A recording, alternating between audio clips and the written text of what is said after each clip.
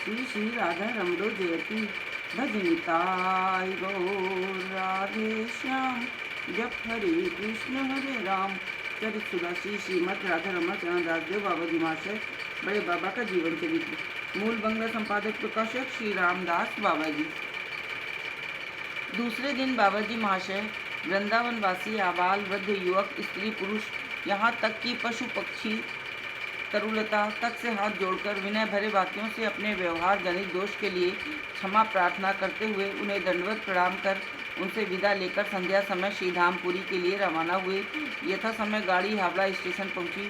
साथियों ने उतरकर पूछा कि कहाँ जाना है, तो बाबा जी महाशय बोले, जब कल ही पुरी जाना है तो शहर के भीतर जाने की आवश्यकता नहीं, आज इस पास वाली धर्मशाला में ही ठहरा जाए।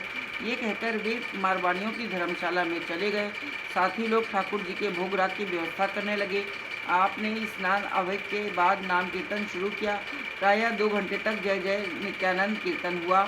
तत्पश्चात महाप्रसाद पाकर सबने विश्राम किया। इधर एक व्यक्ति ने कलू टोला में कुंज बाबू के घर जाकर पुलिन दादा से कहा, आज सुबह बहुत लोगों के साथ बाबा जी महाशय को हावड़ा स्टेशन पर उतरते देखा है। पुलिन, किधर गए बता सकते हो? भद्र, माड़ वाली धर्मशाला की ओर जाते देखा था। पुलिन दादा और कुछ कहे बिना हावड़ा स्टेशन चल पड़े। वे सबसे पहले मारवाड़ी धर्मशाला गए। देखा कि बाबा जी महाशय एक कमरे में सिर से पैर तक चादर ढके लेटे हैं। पुलिन दादा चुपचाप खड़े रहे। उसी समय बाबा जी महाशय मुंह पर से चादर हटाकर बोले, क्यों रे पुलिन, तू कब आया? पुलिन, कोई आधा घंटा हुआ। बाबा जी, तुझे किसने बताया कि मैं यहाँ आया हूँ? पुलिन जी, एक भद्र पुरुष ने आपको स्टेशन पर उतरते देखा था। ये तो उसे ठीक पता नहीं था कि आप कहाँ ठहरे हैं। आपने किसी को सूचना नहीं दी, सीधे धर्मशाला आ गए। हम लोग क्या आपके कोई नहीं होते? बाबा जी, नहीं रे पागल, मुझे कल सुबह की गाड़ी से पुरी जाना है, इसलिए तुम लोगों को खबर नहीं दी और न शहर के भीतर ही गया। पुलिन, यह सब नहीं होगा। माँ ने अनुरोध किया है कि एक बार घर आना पड़ेगा। बाबा जी, कल मुझे पुरी जाना पड़ेगा। अच्छा, गाड़ी ले आ, एक बार माँ से मिलाऊँ। प्रेम दादा से तुम लोग तैयार रहना, मैं जल्दी ही आऊँगा। देखना कल पुरी जाने में कोई बाधा ना आए। प्रेम, आप हो आइए, सब ठीक हो जाएगा। इसी बीच पुलिन दादा 2 गाड़ियाँ ले आए तो बाबा जी महाशय, राम दादा, फड़ी, राधा विनोद आदि कुछ लोगों को साथ लेकर कलूटोला चले गए। वहाँ पहुँचने पर सभी के साथ भगवत प्रसंग चलने लगा। एक शिक्षित बाबू ने प्रश्न किया, आजकल वृंदावन का स्वास्थ्य कैसा है? बाबा जी, भाई, वृंदावन अप्राकृत चिन्मय भूमि है, वहाँ सदा ही 6 ऋतु वर्तमान है, अतएव वो जगह कभी भी अस्वास्थ्यकर नहीं हो सकती। प्राकृत चक्षुओं से जो कुछ देखने में आता है वो है अधिकारी भेद के कारण।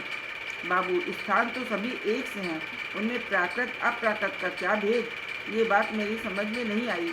जिसे आप अप्राकृत कहते हैं उसमें और अन्य स्थानों में क्या कोई वस्तुगत भेद है? अर्थात अन्य स्थानों के और वृंदावन के पेड़ पौधों, लता पताओं आदि के आकार प्रकार का, रूप गुण आदि में कोई भेद है क्या?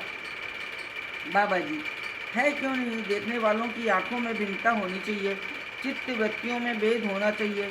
उदाहरण के लिए मान लो कि किसी दुकान से चावल दाल खरीद कर रसोई बनाई, उसके आधे हिस्से में तुलसी दल डालकर उसे भगवान को निवेदन कर दिया, वो हिस्सा चिन्मय हो गया। जो बचा वो रूप की दृष्टि से भिन्न नहीं पर गुण की दृष्टि से भिन्न है। अनिवेदित अंश में स्पर्श दोष द्रव्य गुण वर्तमान रहा और निवेदित अंश में अप्राकृत चिन्मय भगवत धरामृत का संचार हो जाने से उसका हे अंश दूर हो गया और रह गया केवल उपादेय अंश। इस तरह दृष्टिगत भाव से चिन्मय धाम के वृक्ष आदि और प्राकृत वृक्ष आदि में आकारगत किसी प्रकार की भिन्नता नहीं पर गुणगत पृथकता बहुत है। बाबू, ये सार्वजनिक है या व्यक्तिगत? बाबा जी, सार्वजनिक कैसे कह सकते हैं, क्योंकि शास्त्रकारों ने कहा है, चिंता मणिमय भूमि कल्प वृक्ष वन चर्म चक्षे देखे तारे प्रपंचेर सम। अन्यत्र कहा गया है, देखिया न देखे जग अभक्तेर गण उलूके न देखे जैसे सूर्येर किरण।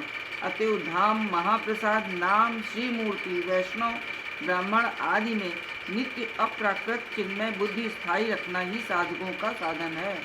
यद्यपि अपने स्वाभाविक रूप से वृंदावन के स्वास्थ्य की बात पूछी है, तथापि ऐसा स्वाभाविक भाव हृदय में लाने से मेरी उपासना में व्याघात आता है। इसी से मैं आपकी बात का संतोषजनक उत्तर न दे सका। इसके लिए मन में दुख न कीजिएगा। इस प्रकार बातचीत में बहुत समय निकल गया। पुलिन दादा के घर वालों के अनुरोध पर उस दिन वहीं रहना पड़ा।